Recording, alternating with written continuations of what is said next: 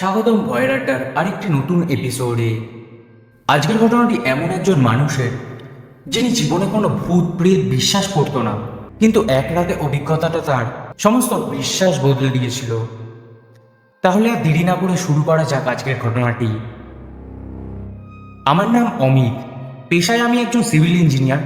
প্রায় 2 বছর আগে অফিসের কাজে আমাকে পশ্চিমবঙ্গের একটি প্রত্যন্ত এলাকায় যেতে হয়।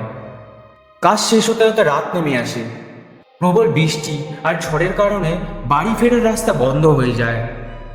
একজন স্থানীয় লোক বলেন, সামনে একটা পুরনো অতিথিশালা আছে, রাতটা ওখানেই কাটিয়ে কাল সকালে চলে যাবেন।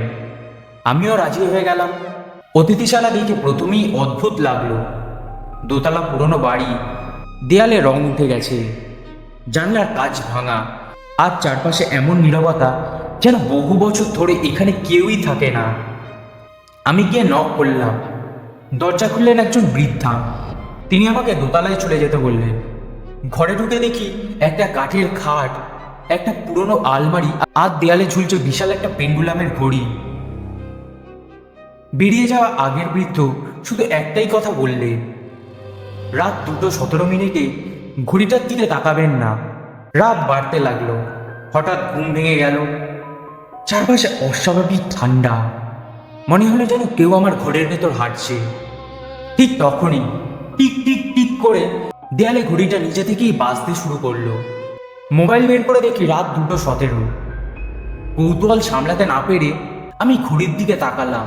তারপর আমার বুকের রক্ত যেন হিম হয়ে গেল। ঘড়ির কাঁটাটা সামনে নয়, উল্টো দিকে ঘুরছে, আর পুরো ঘড়িটা ধীরে ধীরে বদলে যেতে লাগলো, যেন দেয়ালের রঙে মিলিয়ে গেল। মেঝেতে পুরনো রক্তের দাগ ফুটে উঠল।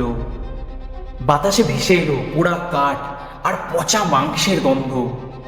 ঠিক তখনই দরজার পাশে দাঁড়িয়ে থাকা একটা ছোট্ট ছেলেকে দেখতে পেলাম। বয়স 7 থেকে 8 বছরের বেশি নয়। পরনে ছেঁড়া জামা, পুরো শরীর ভিজে, চোখ দুটো সম্পূর্ণ সাদা। যেন খুব ধীরে আমার দিকে তাকিয়ে বলল, কাকু, আমাকে বাড়ি নিয়ে যাবে না? আমি একরকম ভয় পেয়েই কোনো উত্তর দিতে পারলাম না।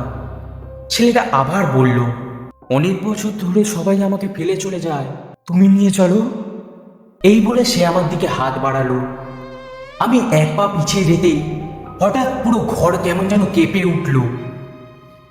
ঘড়ির কাঁটা ভয়ঙ্কর গতিতে ঘুরতে শুরু করলো। ছেলেটার শরীরটা চোখের সামনে ধীরে ধীরে কালো ধোঁয়ায় পরিণত হতে লাগলো। কিন্তু মিলিয়ে যাওয়ার আগেই সে শুধু একটাই কথা বলল, এবার তুমিও এখানে থেমে যাবে। হঠাৎই বাইরে একটা প্রচণ্ড জোরে বজ্রপাত হলো।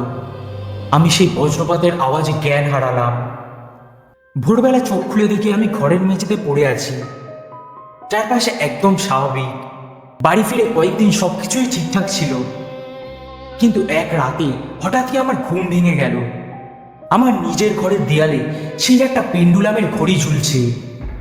যদিও আমি জীবনে কখনো এমন কোনো ঘড়ি কিনিনি। আর সবচেয়ে ভয়ঙ্কর বিষয়টি, প্রতিদিন রাত 2:17 ঘড়ির কাঁটা উল্টো দিকে ঘুরতে শুরু করত। আর দূর থেকে একটাই শিশুর কণ্ঠ ভেসে আসতো, কাকু, এবার কি আমাকে বাড়ি নিয়ে যাবে না? আজও আমি সেই প্রশ্নের উত্তর দিতে পারিনি। যদি আজকের ঘটনাটি আপনাদের ভালো লেগে থাকে, তাহলে অবশ্যই ভিডিওতে লাইক করবেন, চ্যানেলটিকে সাবস্ক্রাইব করবেন এবং কমেন্ট করে জানাবেন আপনারা পরের পর্বে কী ধরনের ঘটনা শুনতে চান। আজ এখানেই শেষ। আবার দেখা হবে ভয়ের আড্ডার নতুন একটি ভয়ঙ্কর এপিসোডে।